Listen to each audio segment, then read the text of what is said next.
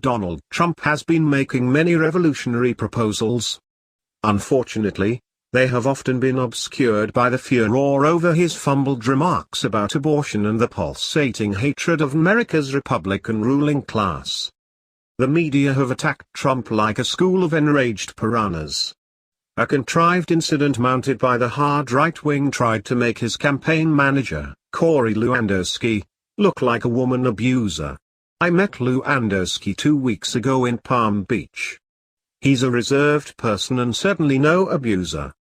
Last week, Trump claimed the USA was paying too much to sustain NATO. It was time, he asserted, to cut way back on US financial support and get Europe to pay its fair share for protecting itself from threats.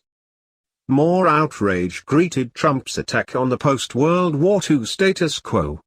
But he was quite right. The US subsidizes about 73% of NATO's total military, economic and social costs. NATO's European members pay only about 1% of their gross national product. But Trump was not right about the Western alliance. First, NATO faces no outside threat even though Washington's Republican War Party and neocons are trying to revivify the Cold War confrontation with Russia. The only real danger to Europe comes from ISIS and can be dealt with by police and intelligence agencies. However, Washington has long sought to reshape NATO into an offensive military alliance that can act as auxiliaries to the US forces in the Mideast and Third World, but with only modest results. The US has garrisoned and directed Western Europe's military affairs since 1945, and today, Eastern Europe as well. A new US brigade will be moving into the Baltic states and former Warsaw Pact members. More important, NATO is a huge military and political asset to the US. In effect, NATO keeps Europe under US military influence.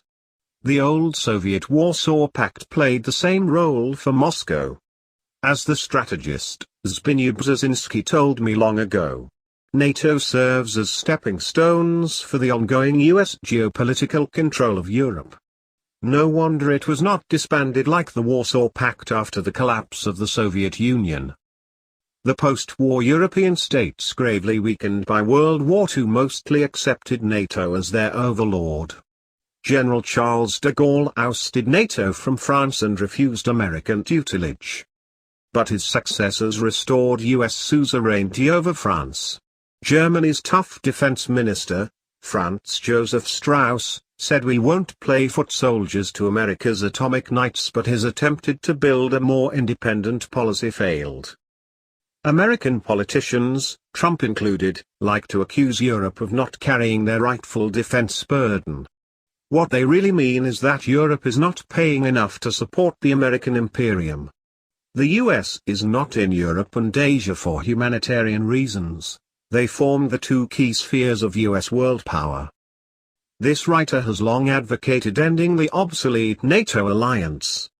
It made much sense when the Soviets had 50,000 tanks facing Europe, revving their engines.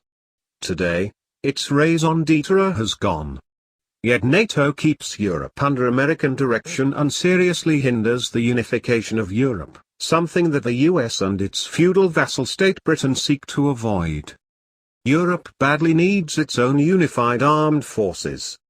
How can the European Union be a successful union without integrated military forces and strategic command?